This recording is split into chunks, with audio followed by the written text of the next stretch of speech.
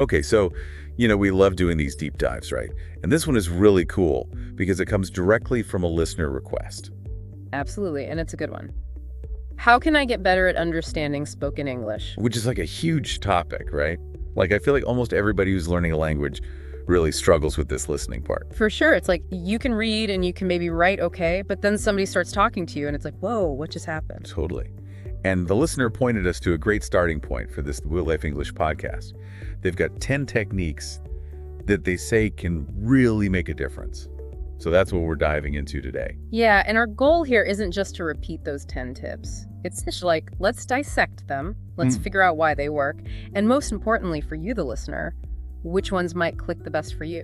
Exactly, because there's no one size fits. All right, right. It's about finding what resonates with you personally and what fits into your life. So the first technique they hit on is this idea of just listening every single day. And they're not talking about hours and hours. They're saying even 10 or 15 minutes can move the needle. What's the thinking there? Well, think about it like this. You know how a baby learns their first language? They're just surrounded by it, right? It's constant exposure. And that's kind of the idea here.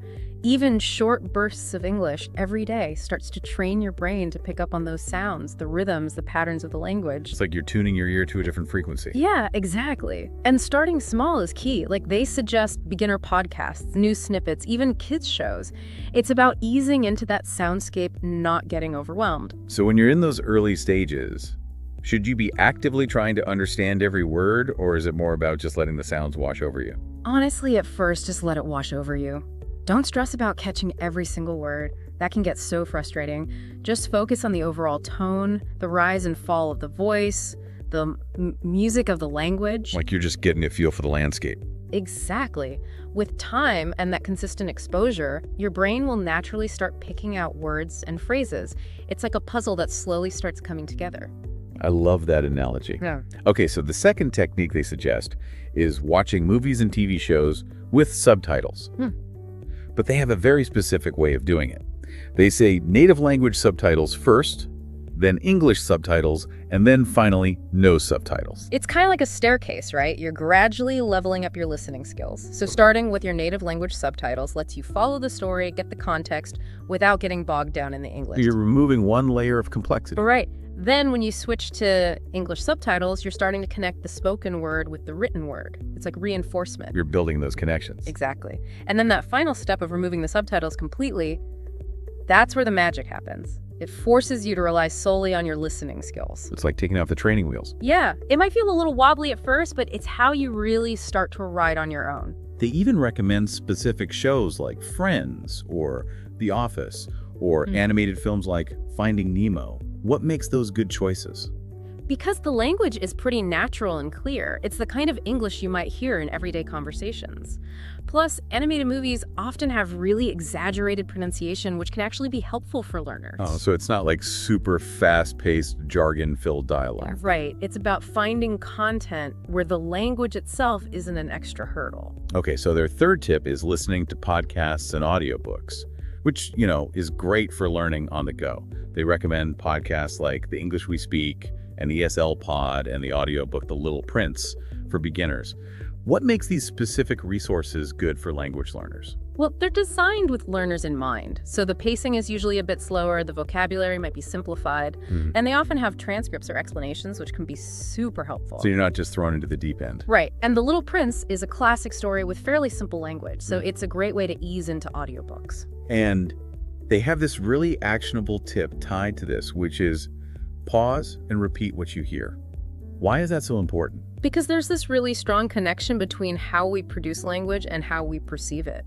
When you try to mimic the sounds, the intonation, the rhythm, it trains both your mouth and your ear. It's like you're internalizing those sounds. Exactly. And that can make a huge difference in your listening comprehension. Okay, number 4 on their list is using slow English audio from sources like BBC Learning English or VOA Learning English, or even using apps like Speechify to slow down any audio. Why is that speed control such a game changer? It's all about processing time, right? When you slow down the audio, it gives your brain more time to catch those individual words and sounds that might just fly by at normal speed. It's like you're hitting the pause button on a really fast movie so you can take in all the details. Yes, and those resources like BBC Learning English and VOA Learning English, they often use simpler language as well, so it's like a double whammy of support. And with Speechify, you can slow down literally anything. Exactly. So you're not limited to just specific learning materials. You can take your favorite podcast or even a movie and make it more manageable. Okay. Technique number 5 is the shadowing technique, which sounds pretty intense. Yeah. It's basically listening and then repeating what you hear immediately, trying to match everything: the tone, the speed, the pronunciation. It's definitely active listening. And it's incredibly powerful because you're working on so many things at once. Your listening comprehension, your pronunciation, your fluency. It's like a full-body workout for your language skills. Exactly. And it forces you to be really present, really focused. You can't just zone out when you're shadowing. So what kind of materials are good for shadowing? They recommend things like TED Talks, news clips, YouTube videos, basically anything where the speaker is articulating clearly. So not necessarily a casual conversation where people might be mumbling or using a lot of slang. Right. It's better to start with content that's a bit more structured and enunciated. Okay, tip number 6 is all about having fun. Listen to music and read the lyrics. They suggest a 3-step process. Listen while reading, then try singing along. They even give examples like Adele's Someone Like You or the Beatles' Let It Be. How does music help us learn in a way that other audio might not? Music is so powerful because it taps into our emotions. It makes things more memorable. And singing along is amazing practice for pronunciation and intonation, but in a way that feels fun and natural. It's like sneaking in language learning without even realizing it. Yeah, and the repetition in music is really helpful too. You hear the same words and phrases over and over again, which helps solidify them in your memory. Okay, number 7 is all about interaction. Practice with real conversations. They suggest finding language partners on platforms like HelloTalk or Tandem, and they even say talk to yourself in English. How important is it to actually have conversations to improve your listening? It's crucial because real conversations are unpredictable, right? You're dealing with different accents, different speaking styles, slang idioms. It's like the Wild West of language learning. Exactly. And it forces you to think on your feet to adapt to the situation. And you get immediate feedback. If you don't understand something, you have to ask for clarification. And what about talking to yourself? Does that really help? It might sound weird, but it's actually really beneficial. It gets you comfortable with speaking English out loud, even if it's just to yourself. And it can help with your fluency, which in turn makes you a better listener. That's like you're warming up your language muscles. Yeah, exactly. Okay, number 8 is all about getting super detailed with dictation exercises. They say choose a short audio clip, listen and write down everything you hear, and then check it against the original. Why is this so helpful?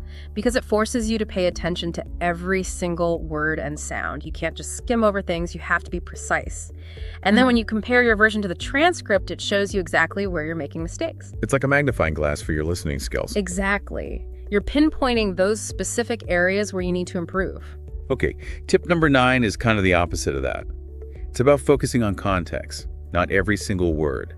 They use the example of understanding it's pouring means heavy rain, even if you don't know the word pouring.